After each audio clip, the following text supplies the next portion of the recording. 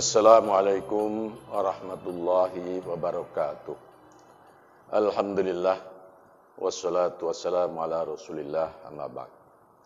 Ma'asyiral muslimin, pemirsa yang dirahmati Allah Subhanahu wa taala. Dalam kesempatan ini saya akan menyampaikan materi 7 amalan sunnah kunci hidup berkah, sukses dan bahagia di dunia dan akhirat. Mungkin 7 amalan sunnah ini sudah sering kita lakukan. Namun demikian, mungkin kita belum istiqomah melaksanakannya. Oleh karena itu, agar mencapai suatu tujuan, yakni hidup berkah, sukses dan bahagia hidup di dunia dan di akhirat, kiranya perlu memperbaiki niat untuk sungguh-sungguh dapat melaksanakan 7 amal sunnah ini secara istiqomah. Apa sajakah 7 amalan sunnah tersebut? Yang pertama, menjaga wudu atau memperbaharui wudu. Menjaga wudu adalah kita berusaha senantiasa mempertahankan kesucian dari hadas yang kecil. Apabila kita batal berwudu, maka segera kita berwudu kembali, walaupun tidak untuk sholat. Dan lebih baik lagi apabila kita akan mengerjakan sesuatu yang baik, misalnya mau berangkat sekolah, mau berangkat kerja, dan lain sebagainya, sebaiknya kita berwudu. Bahkan disunahkan, meski tidak atau belum batal, disunahkan kita untuk memperbaharui wudu, atau dalam istilah bahasa Jawa, nganyar-nganyari wudu. Pemirsa yang dirahmati Allah, adapun hikmah dan manfaat dari selalu menjaga wudu. Yang pertama, wudu dapat menghapus dosa. Yang kedua, dekat dengan Allah Subhanahu wa taala. Yang ketiga, pintu meraih pahala. Yang keempat, dengan selalu berwudu, wajah akan menjadi cemerlang. Yang kelima, wudu merupakan resep sehat gratis. Dan yang keenam, berpengaruh pada etos dan semangat kerja. Kemudian amalan yang kedua adalah sholat tahajud dan witir. Sholat tahajud dan witir sebaiknya dilaksanakan pada 1/3 malam. Dan sedikit-dikitnya sholat tahajud itu 2 rakaat. Sementara sholat witir adalah 1 rakaat. Namun demikian, jikalau sudah istiqomah melaksanakannya, tentu tidak hanya sejumlah itu. Sebaik-baiknya sholat tahajud dilaksanakan 6 rakaat. Witir 3 rakaat. Adapun hikmah dan manfaat dari sholat tahajud dan witir. Yang pertama, sebagai pembuka pertolongan Allah. Yang kedua, sholat tahajud dan witir merupakan kebiasaan manusia pilihan. Kemudian yang ketiga, sholat tahajud dapat menciptakan disiplin tinggi atau memiliki disiplin tinggi. Dan yang keempat, sholat tahajud dan witir merupakan sumber energi rohani. Pemirsa yang dirahmati Allah, amalan sunnah yang ketiga adalah sholat berjamaah. Sebaik-baik sholat adalah sholat berjamaah. Sebaik-baik sholat fardu adalah sholat berjamaah yang dilaksanakan di tempat azan dikumandangkan, yakni di masjid.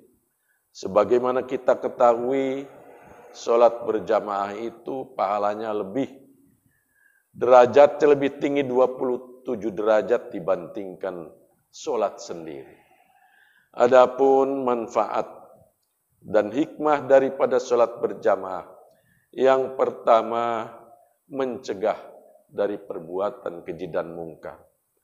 Kemudian yang kedua, meraih cinta ilahi. Yang ketiga, sholat berjamaah dapat menghapus dosa masalah yang lalu. Dan yang keempat, sholat adalah pemimpin amal. Yang keempat, sholat duha. Sholat duha dimulai kurang lebih dari jam 6 pagi sampai menjelang duhur. Sholat duha sering disebut sebagai pembuka rezeki. Sholat duha manfaat dan hikmahnya. Yang pertama sebagai ungkapan syukur pagi. Yang kedua, sholat duha dapat membuka pintu rezeki. Dan yang ketiga, sholat duha sebagai sarapan rohani. Pemirsa yang dirahmati Allah, adapun amal sunnah yang kelima adalah mentadaburi Al-Quran. Tadabur Al-Quran artinya membaca Al-Quran dengan makna dan tafsirnya. Saat ini sudah banyak di toko-toko buku dijual Al-Quran dengan terjemahannya. Bahkan tafsir Al-Quran banyak dijual sehingga kita dapat mempelajari dengan mudah. Adapun hikmah dan manfaat dari mentadaburi Al-Quran, yang pertama meraih sepenuh pahala. Yang kedua, terapi penyakit rohani. Yang ketiga, solusi setiap masalah. Yang keempat, dapat mengangkat derajat.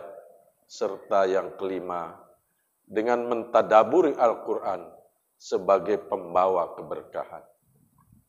Kemudian amal sunnah yang keenam adalah puasa Senin Kemis. Manfaat dan hikmah daripada puasa Senin Kemis, yang pertama adalah mensyukuri nikmat Allah. Yang kedua, sebagai rem mesin tubuh.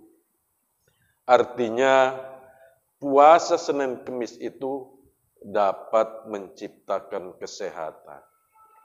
Sumu tasihu, puasalah kamu, niscaya kamu akan sehat. Kemudian yang ketiga adalah menguatkan jiwa raga.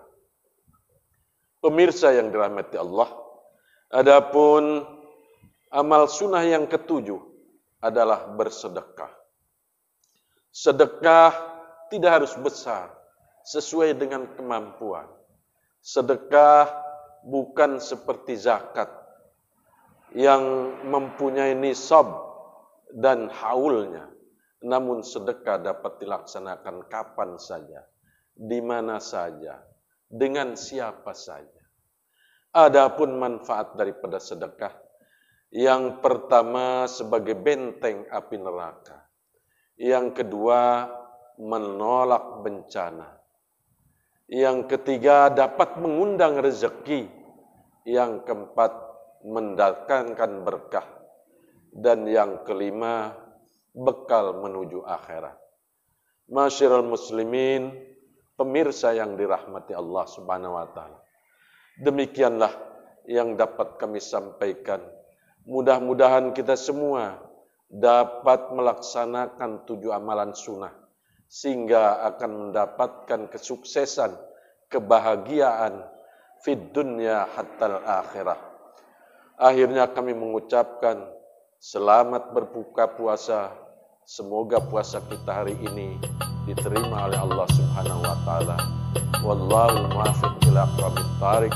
Assalamualaikum warahmatullahi wabarakatuh.